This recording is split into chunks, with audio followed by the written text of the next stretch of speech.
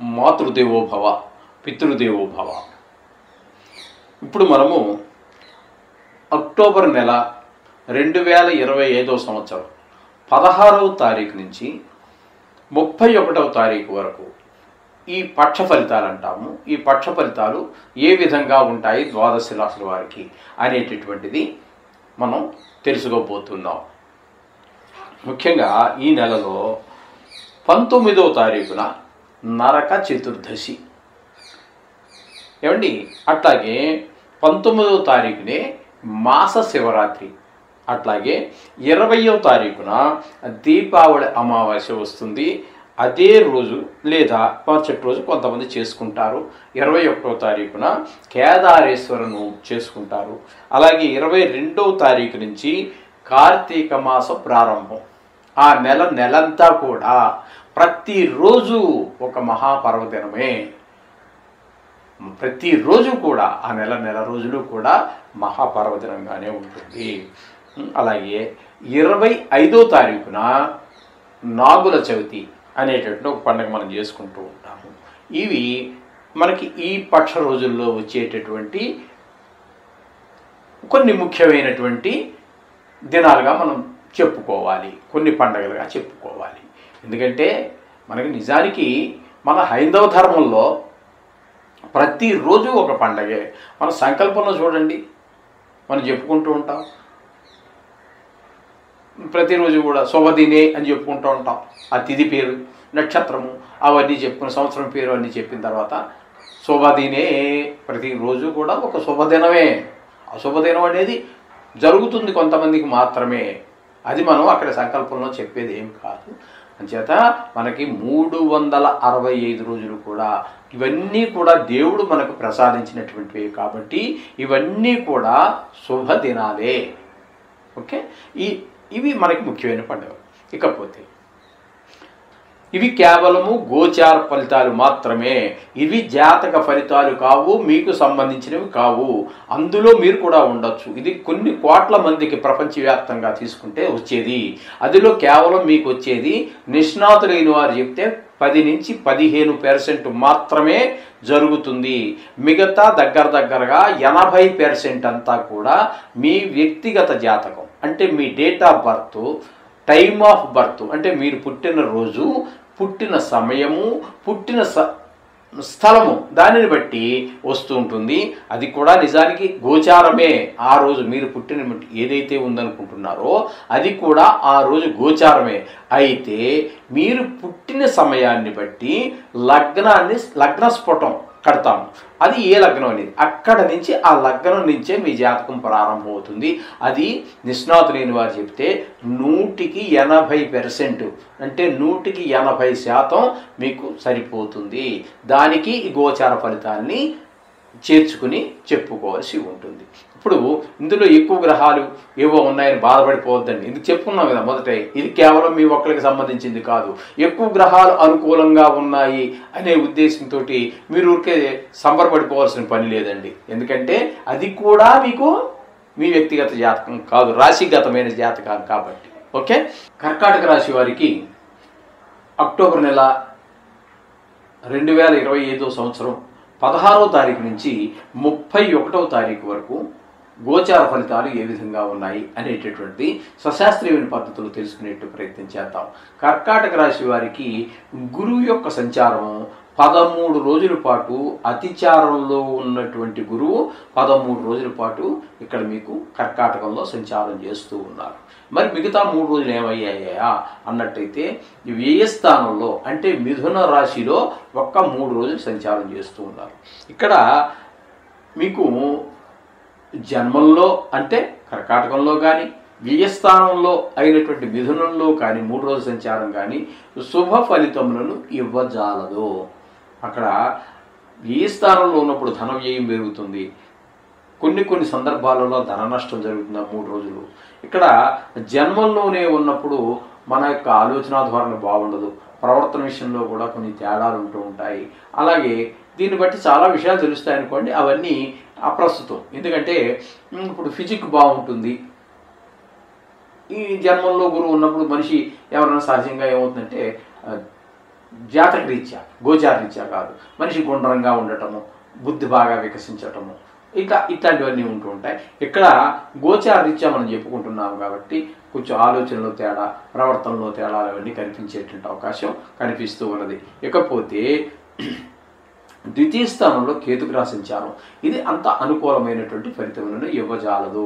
ఇక్కడ ధనానికి లోటు వచ్చేటటువంటి లోటు కల్పిస్తాడు. అలాగే మాటలో కఠినత్వం పెరిగేటట్టుగా అవకాశం ఉంటుంది. అలాగే కుటుంబంలో కూడా ఏ విధమైనటువంటి ఆహ్లాదకరమైన పరిస్థితులు ఉండవు. అట్లాగే ఇక్కడ మనకి కర్కాటక రాశి వారికి తృతీయ స్థానంలో శుక్రగ్రహం యొక్క సంచారం జరుగుతోందండి. 15 రోజులు కూడా 16 రోజులు కూడా. ఇక్కడ ఈ తృతీయ స్థానంలో శుక్రుడు వల్ల ఇంటిలోని సభ్యులు, ఇంటి చుట్టుపక్కల వారు, ఉద్యోగ స్థలంలోనూ వ్యాపార స్థలంలోనూ ఎక్కడైతే ఉన్నామో అక్కడ మన స్థాయి వారు, మన పై స్థాయి వారు, కింద స్థాయి వారు అందరూ కూడా మనకి అనుకూలమైనటువంటి ఫలితాలు కలగజేస్తూ ఉన్నారు.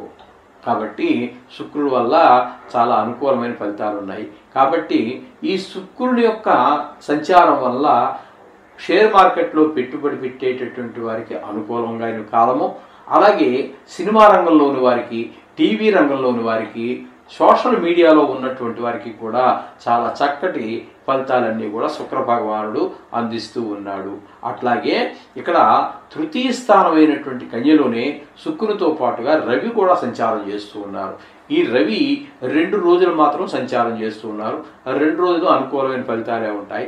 కానీ చతుర్థంలో మాత్రం ఈ రవి 14 రోజులు ఉన్నారు. రవి ఈ చతుర్థంలో మాత్రం అనుకూలమైన ఫలితములను ఇవ్వజాలరు. అంటే అమ్మగారి ఆరోగ్య విషయంలో కొంచెం జాగ్రత్త తీసుకోండి. విద్య, భూమి, గృహము, వాహనము, మన స్వభావం వీటినన్నింటినీ కూడా మన కంట్రోల్లో పెట్టుకోవాల్సిన అవసరం ఉన్నది. ఎందుకంటే ఈ రవి వీటినన్నింటినీ ఈ భావాన్ని పాడు చేసేటువంటి అవకాశం ఉన్న కారణంగా. ఇకపోతే చతుర్థ స్థానంలోనే కుజుని యొక్క సంచారం ఒక 12 రోజులు, అలాగే పంచమ స్థానంలో ఒక 5 రోజులు సంచారం చేస్తూ ఉన్నారు. కాబట్టి ఇక్కడ చతుర్థ, పంచమ 2 స్థానాలలోనూ కూడా కుజుని యొక్క సంచారము శుభ ఫలితములను ఇవ్వజాలదు. చతుర్థ స్థానంలో ఉన్నప్పుడు విద్య, భూమి, గృహము, వాహనం, స్వభావం, అమ్మగారి ఆరోగ్య విషయాల్లో దెబ్బతీస్తే ఒక 12 రోజుల పాటు 4 రోజులు పంచమ స్థానంలో సంచారం చేస్తున్నారు. పంచమ స్థానంలో సంచారం చేసేటటువంటి 4 రోజుల్లో సంతానం యొక్క విద్య విషయంలోనూ, విద్య విషయంలో ముందుకు వెళ్ళకపోవటము, ఆటల మీద శ్రద్ధ, తద్వారా గాయాలు తగిలించుకోవటము, చెడు స్నేహాలు చేయటం లాంటి పరిస్థితులన్నీ కల్పిస్తాడు కుజ భగవానుడు. ఇకపోతే బుధుడిని కనుక మనం పరిగణలో తీసుకున్నట్టయితే బుధుడు చతుర్థ స్థానంలో ఒక 9 రోజులు, అలాగే పంచమ స్థానంలో ఒక 7 రోజులు సంచారం చేస్తూ ఉన్నారు. ఈ చతుర్థ స్థానంలో సంచారం చేసేటటువంటి ఈ 9 రోజులు మాత్రం అనుకూలమైనటువంటి ఫలితాలే ఇస్తాడు. అమ్మగారి ఆరోగ్యం బాగుండడానికి ఆయన ప్రయత్నం చేస్తాడు. అలాగే విద్య విషయంలోనూ, భూమి విషయంలోనూ, గృహ విషయంలోనూ మీకు అనుకూలమైన ఫలితాల కోసం బుధుడు ప్రయత్నం చేస్తూ ఉంటాడు. ఇక పంచమ స్థానం దగ్గరికి వచ్చేటప్పుడు మాత్రం ఆయన అనుకూలమైన ఫలితాలు ఉండవు. సంతానం మీదనే దుష్ప్రభావం చూపిస్తూ ఉంటాడు. విద్య మీద, ఆటల మీద గాయాలు తగలటం, ఇట్లాంటి వాటి వ్యతిరేకమైన ఫలితాలన్నీ కూడా పంచమ స్థానంలో బుధుడు 7 రోజులు ఇస్తూ ఉంటాడు. ఇకపోతే అష్టమ స్థానంలో రాహుగ్రహ సంచారం జరుగుతున్నది. అట్లాగే నవమ స్థానంలో సంచరించేటటువంటి శని వక్రగతిలో సంచరించటం వలన ఆయన కూడా అష్టమ స్థాన సంచార ఫలితాన్ని ఇస్తున్నారు. అంటే అష్టమ స్థానం అంటే ఆయుస్థానం కాబట్టి ఇది కొంచెము మిగతా స్థానాల కంటే కొంచెము ఇబ్బందికరమైనటువంటి స్థానం. కాబట్టి ఇందులో కొంతమందికి మనం చెప్పుకుంటున్నవి ముఖ్యంగా రాశిగతమైనటువంటి ఫలితాలు. కాబట్టి ఈ రాశిగతమైనటువంటి ఫలితాలు సుమారుగా 70 కోట్ల మందికి దీని కిందకు వస్తారు. కాబట్టి ఇందులో కొంతమందికి ఆయు తీరిపోవచ్చు, కొంతమంది భార్య యొక్క ఆయుర్దాయం చీలిపోవచ్చు, పెద్ద కష్టం కలగవచ్చు, హఠాత్తుగా ధన నష్టం జరగవచ్చు, అవమానాలు పొందవచ్చు, అలాగే పరాభవాలు కూడా జరగవచ్చు. ఇన్ని ఒకరు 2 గ్రహాలు తీవ్ర స్వభావం కలిగినటువంటి రాహు ప్లస్ శని 2 గ్రహాలు అష్టమ స్థానంలో ఉండటం వల్ల మామూలుగా ఒక గ్రహం ఉంటేనే మరీ జాగ్రత్తలు తీసుకోవాలి. ఇక్కడ 2 గ్రహాలు ఉండటం వల్ల మరీ శ్రద్ధ తీసుకోవలసినటువంటి జాగ్రత్తలు తీసుకోవాల్సిన ఆవశ్యకత స్పష్టంగా గోచరిస్తూ ఉన్నది. ఈ విధమైనటువంటి ఫలితాలన్నీ కూడా మనకి ఇక్కడ కర్కాటక రాశి వారికి సంక్రమిస్తున్నాయి. చేత కొన్ని గ్రహాల ప్రతికూలతలు, కొన్ని గ్రహాల అనుకూలతలు మామూలే. ఖచ్చితంగా మీరు రోజు ఒక్క 2 నిమిషాలు ఆ భగవంతుడి దగ్గర ఆ నవగ్రహాలకు సంబంధించి ఏది వస్తే అది చేయండి. దీనికి ఏదో సాంస్క్రిటే రావాలి లేకపోతే మరొకటే రావాలని లేదు.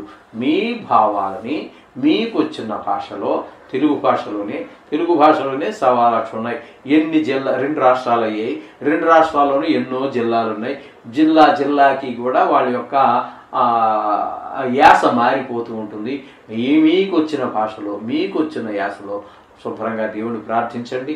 దేవుడికి రాని భాష లేదు కాబట్టి ఏ భాషలో చదివితేనే దేవుడు కరుణిస్తారు అనేటటువంటిది చాలా తప్పుడు అభిప్రాయం. కాబట్టి మీకు వచ్చిన భాష ఏదైతే అది దేవుడి దగ్గర మొరబెట్టుకోండి. మీ బాధలు తీరుస్తాడు కానీ 10 మందితో చెప్పి మిమ్మల్ని అభాసు పాలు చేయడు, మిమ్మల్ని అపఖ్యాతి పాలు చేయడు. కాబట్టి దేవుడు తప్పకుండా తీరుస్తాడు. తీరుస్తాడు లేకపోతే లేదనేది కూడా కరెక్ట్ కాదండి. మీ మొర దేవుడి దగ్గర పెట్టండి. మీ జాతకాన్ని బట్టి, మీ పూర్వ జన్మ కర్మను బట్టి అవి తీర్చడానికి అవకాశం స్పష్టంగా గోచరిస్తుంది. అయితే ముఖ్యంగా మీరు మీ జాతకాన్ని రాయించుకోండి నిష్ణాతులైన వారి చేత. మీకు ఎవరన్నా దొరికితే సరే, లేదంటే మాతో కూడా సంప్రదించి రాయించుకోవచ్చు. అలాగే పరిహారాల విషయంలో కూడా ఆ దోషానికి పరిహారం చేసుకునే విషయంలో కూడా దీనికి లక్షలు ఖర్చు పెట్టాల్సిన పని లేదు. ఎవరి స్తోమతను బట్టి వాళ్ళకి ఆయా రకమైనటువంటి సలహాలు ఇవ్వడం మా దగ్గర జరుగుతూ ఉంటుంది. కాబట్టి మమ్మల్ని సంప్రదించవచ్చు. శుభం భూయాత్.